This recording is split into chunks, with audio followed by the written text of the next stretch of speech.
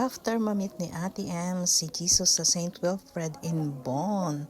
At eto naman kami ngayon sa Cologne.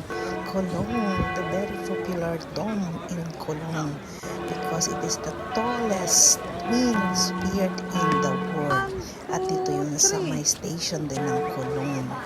So dito lang katabi ng station and here is the Cologne Cathedral. Sobrang laki niya, ang ganda. Look, and we are lucky actually today because they have a mass and we attend the mass.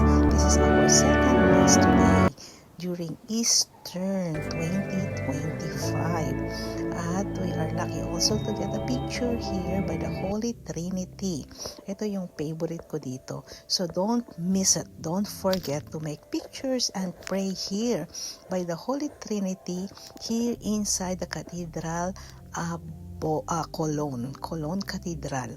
Don't forget, napakaganda talaga, sobrang ganda. You see the God the Father, God the Son, and the Holy Spirit. At ito yung pinakamataas na church. So, second is Ulm, but this is the first in the world. Highest twin pier, siya yung pinakamataas na tore, dalawang tore mataas sa buong mundo. Kaya it's really so popular. At ito lang dito sa tabi ng station. So you can come by train.